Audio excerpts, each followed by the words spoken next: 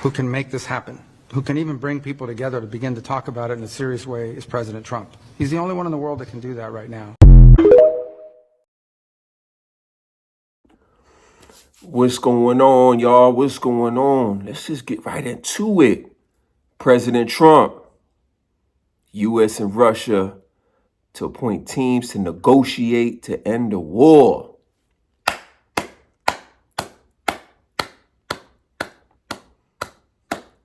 They want to end the war, y'all. They want to end the war. But it takes one man to bring people together to have this discussion, right? And who is that person? President Trump. President Trump. President Trump doesn't want war. He doesn't. He wants peace around the world.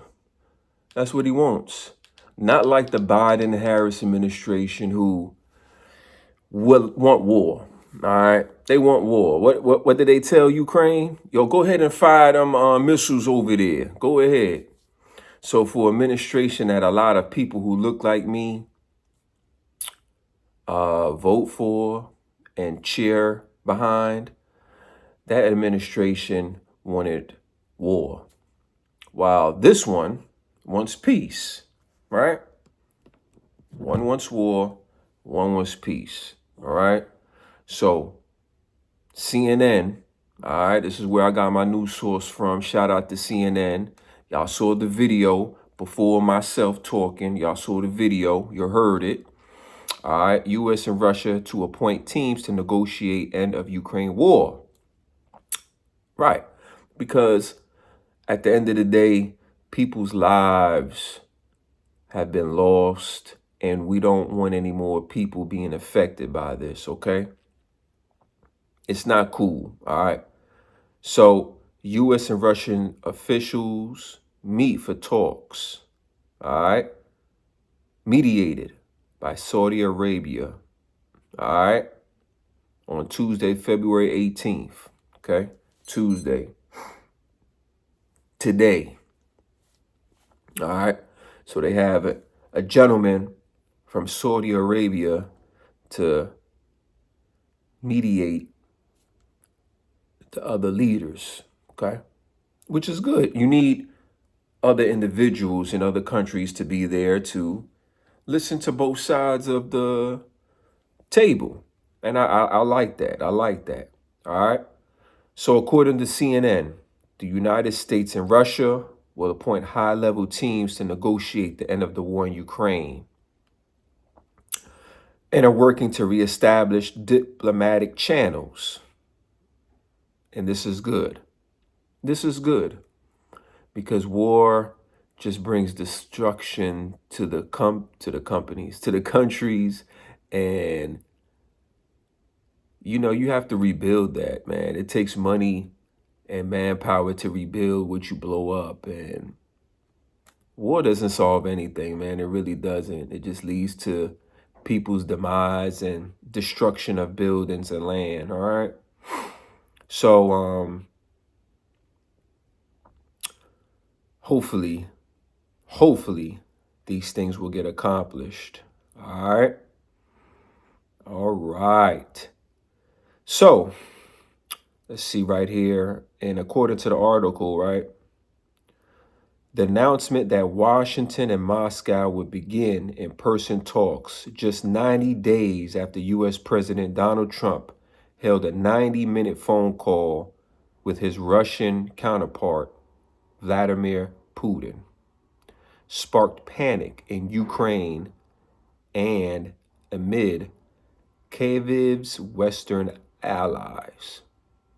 Why would it spark panic? See, this is the thing. You got to talk to both sides of the party, all right?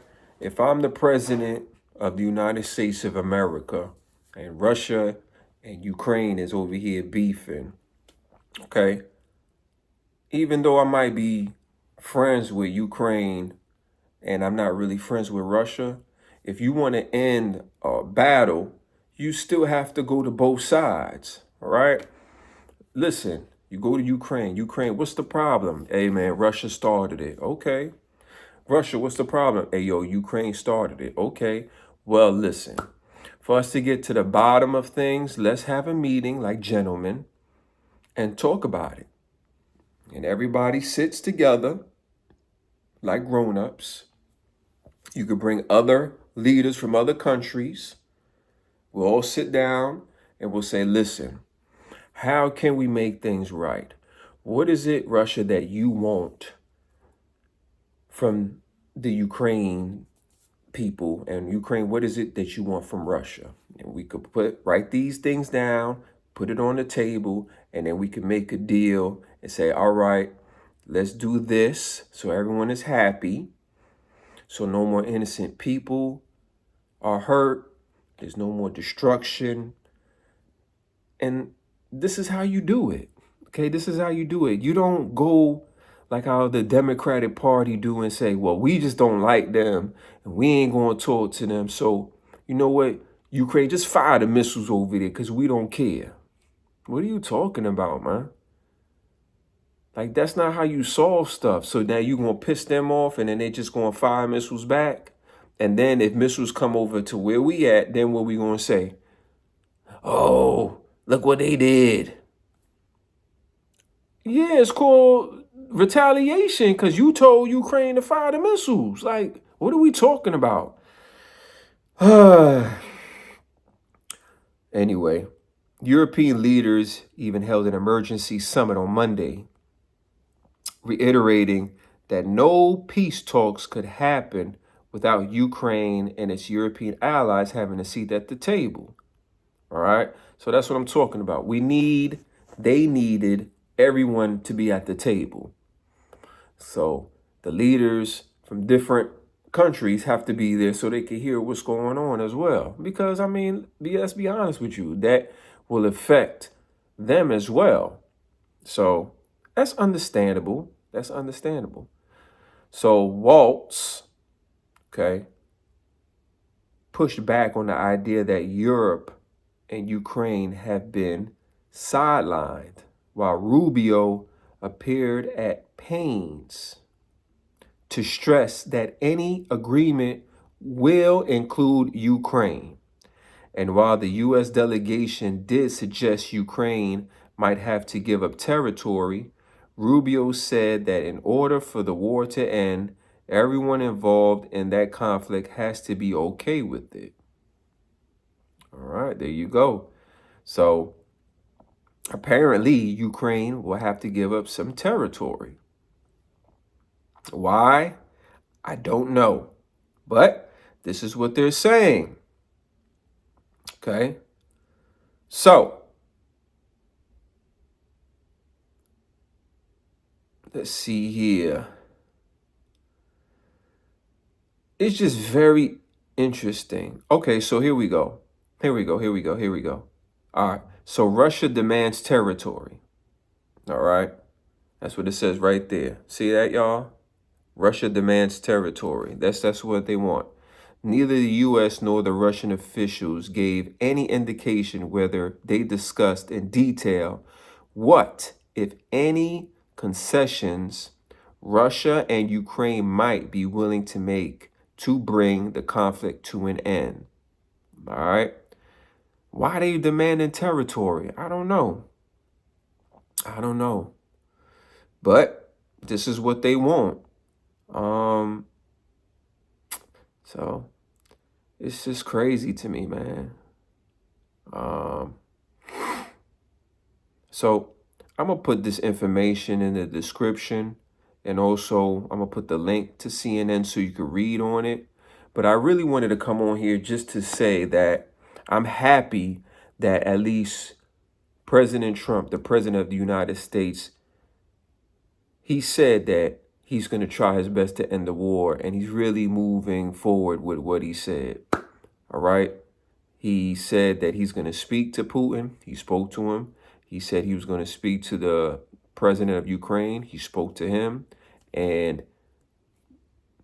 they're over there having a discussion, trying to solve the problem. And that's what I really, really like about this man. He doesn't just talk the talk, he walks the walk.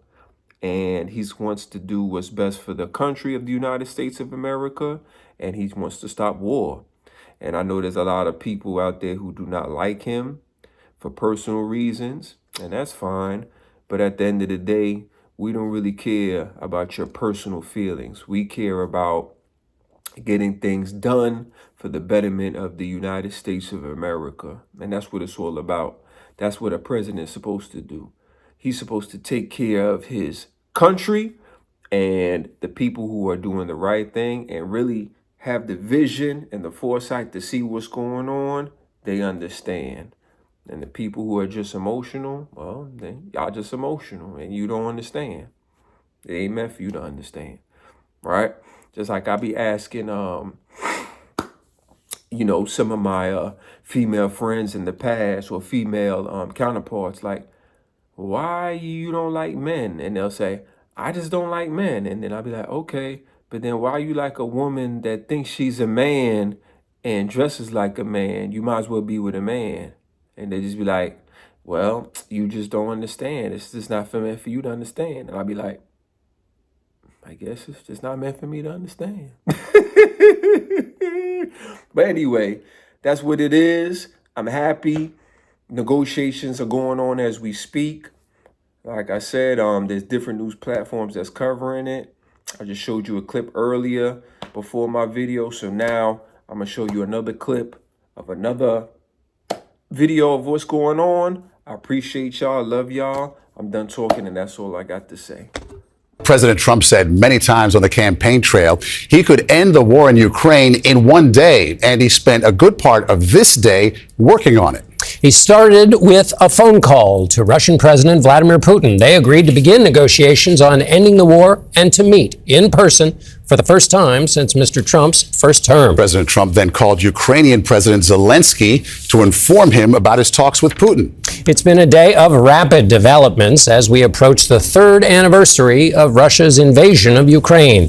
Weijia Zhang is at the White House. And Weijia, for a president elected largely on the domestic issues, this is his second major foreign policy move after his proposal to seize Gaza. Well, John, what's notable about this conversation and negotiations between Trump and Putin is that it upends 3 years of U.S. policy on the war in Ukraine. President Biden refused to speak to Putin after Russia invaded Ukraine back in February 2022. Now Trump says the two leaders have agreed to work together very closely. An overnight missile attack sparked fires across Kyiv and prompted Ukrainian President Volodymyr Zelensky to declare Putin is not preparing for peace. He continues to kill Ukrainians and destroy cities. Just hours later, President Trump revealed he and Russian President Vladimir Putin spoke by phone for over an hour and agreed to immediately start negotiations to end the war in Ukraine. They also agreed to meet in person in Saudi Arabia. In the Oval Office, we learned who won't be there. So it sounds like that would just be a meeting between you and Putin and perhaps the Crown Prince, but not President Zelensky? Probably we'll have a first meeting, and then we'll see what we can do about the second meeting. Trump's announcement to work with Putin came on the heels of Moscow releasing an American hostage. President Trump is a hero. Last night, Pennsylvania schoolteacher Marc Fogel was back on U.S. soil after being detained for over 3 years. He was arrested for marijuana possession. In exchange, the U.S. freed a Russian cyber criminal. Was that conversation with Putin to start these negotiations part of the deal to bring Fogel home? No, but it was a nice thing that he allowed Marc Fogel to leave. Trump often touts his strong relationship with Putin, infamous for killing or imprisoning his rivals during his 25-year rule. Now, the U.S. is also reversing its policy on supporting NATO membership for Ukraine post-war, and said the country would likely have to cede territory to Russia, like Crimea, which was annexed in 2014. Defense Secretary Pete Hegseth. We want, like you, a sovereign and prosperous Ukraine. But we must start by recognizing that returning to Ukraine's pre-2014 borders is an unrealistic objective. Zelensky is set to meet with Vice President Vance and Secretary of State Marco Rubio on Friday at a security conference in Germany. Today, President Trump said he would think about going to Ukraine to meet with Zelensky, but has not committed.